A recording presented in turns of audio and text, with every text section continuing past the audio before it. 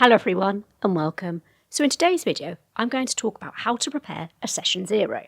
However, my main focus will be on how to approach character creation and other factors that would influence the actual storytelling or plot of the game. So I'm going to delve into a bit of Tasha's Cauldron of Everything, which contains a chapter on session 0.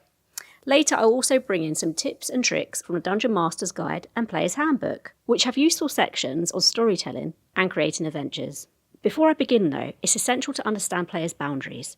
Some topics and scene descriptions can affect players in different ways. For example, someone may have an intense phobia, and a deep explanation or encounter with that phobic stimulus may make them very uncomfortable. Boundaries are explored further on page 141 in Tasha's Cauldron of Everything, with paragraphs on soft and hard limits. A soft limit is something in a game that can generate anxiety, fear, or discomfort. In other words, it's a fine line the GM should approach with caution before deciding to cross it. A hard limit is a line that should never be crossed, under any circumstances. A GM, of course, has their own hard and soft limits, but the only way they can guarantee they know what their players are is by asking them. This can be done both discreetly in private or around the table. Now, I recommend checking in with everyone now and then to see if anyone's limits have changed, or if they have new ones. If you've all been playing together as a tight-knit group for years, it's likely you know what themes have an effect. However, it never hurts to be more direct and actually have a conversation about it. Right, so back to the storytelling. In my opinion, one of the main reasons for session 0 is for character and party creation, or at least a review of everyone's character, such as the goals and motivations within the game.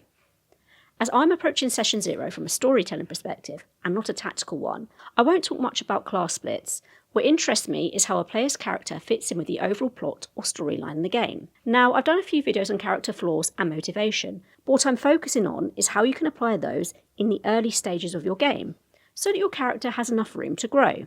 This is important because it makes role-playing and social encounters with NPCs much easier. Usually, when I'm creating a character, their life experience comes to me first. There may be something about their community, including their family and friends. After that, I work on flaws. A flaw is something that is holding the character back, and they need to overcome it. I'll link to my previous video on flaws if you want to explore that topic more deeply, as there are different types, and some are more fatal than others. Now, if this seems overwhelming to begin with, or you've never played Dungeons & Dragons before, a brainstorming session can help. When I get stuck or like to refine my characters, I brainstorm by using questions such as, what was your character's childhood like? What do they aspire to be? What are their fears or weaknesses? This question will also unveil the flaw. Have they experienced any life-changing events? And a follow-up question to this could be, has that life-changing event inspired them to go on this adventure? Do they have a preferred fighting style and why? So if they prefer fighting up close or from a distance, explain why. This helps build up lived experience and makes your character more real.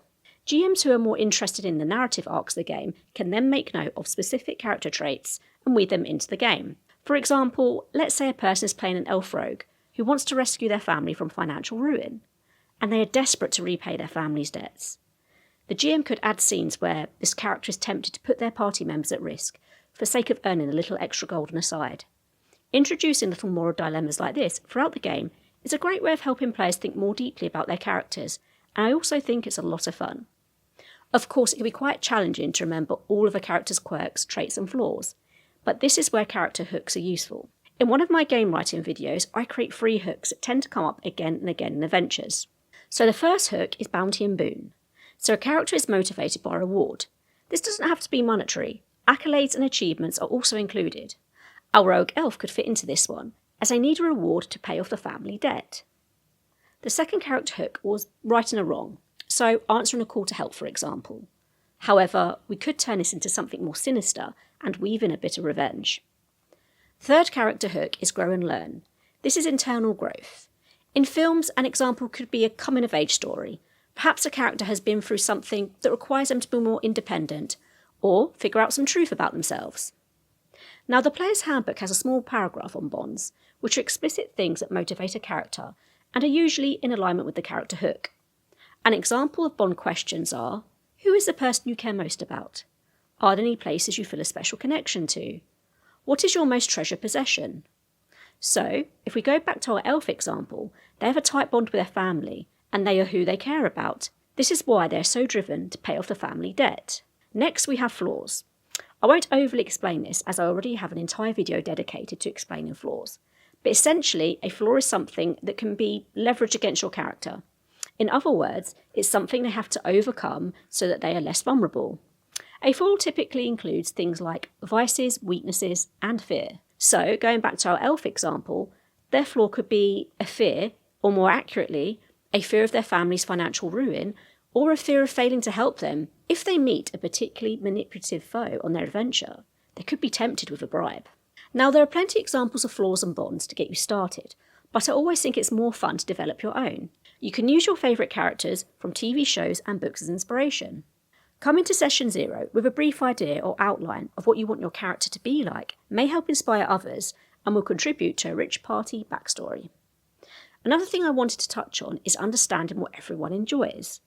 Now, the Dungeon Master Guide offers 6 general types of activities that players gravitate towards. I think this is good to cover in session 0, as it helps align the expectations of the game from both the GM's and players' perspectives. So the 6 activities are acting. This is pretty self-explanatory and basically covers role-playing, and an enjoyment from leaning into the character's personality and traits. Next is exploring. So think world building. These types of players want to be immersed in a fantasy environment. They enjoy finding treasure and other unexpected items and encounters. So with these players, they want detailed descriptions and lots of interactions with the world they are in. For players who enjoy instigating, let's say a character is particularly reckless, and perhaps this impulsiveness is also a flaw of that character. The player who created this character may be an instigator. Consequently, you could expect them to run head-on into danger without fear. So, to appeal to that, I would perhaps have a few extra NPCs ready who are unpredictable and play up to those traits. The 4th activity is optimising. This appeals to players who enjoy levelling up their characters and using magic items to fine-tune their abilities. They like to refine their characters over each session and enjoy gaining experience point or some other form of tangible progression. To appeal to this, you could weave in magic items as part of the plot. For example, if players were tasked with recovering a treasure chest from a dragon hoard, they could get to keep any items they find along the way. During session 0, you might be able to get an idea of the types of magical items a player is interested in, and include them in the storytelling for later sessions. After this, there's problem solving, so think puzzles and the enjoyment that comes from unravelling complex plots. These types of players may prefer to talk their way out of a problem with an NPC, rather than get straight into combat. If any players are showing a tendency to gravitate towards problem solving, session 0 is a great opportunity to explore this further to get an idea of the puzzles and encounters they'd like. Finally, we have storytelling, which is naturally my personal favourite. As a player, I like to contribute to the plot where I can, and I'm heavily invested in my character's arc. I'm all about the backstory and using it to influence how my character behaves and interacts with the world around them. I also usually send the GM ideas of my thoughts and how I want my character to develop during the campaign, and how potentially this could form part of the plot. So in session 0, this would be a good time to think about a character's backstory and how it could influence events 3 or 4 sessions into the future. Lastly, I'm going to cover party formation. Now, as I'm storyteller driven, I don't actually mind meeting my party for the first time in a tavern and just getting on with it.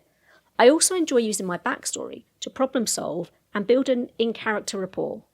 But I understand this can be a bit of a hassle for others and for people who are new to Dungeons & Dragons. For this reason, session 0 can be a good opportunity to get everyone's story straight about how they know each other. Tasha's Cauldron of Everything includes some helpful questions, such as, are any of the characters related to each other? What keeps them together as a party? What does each character like most about their group members? There's even a lovely little party origin story generator. All you have to do is roll a d6 and let the die decide for you. Even if you don't end up going with that suggestion, it could help spark something even more imaginative. Right, that's all for today, folks, and I'll see you in the next one.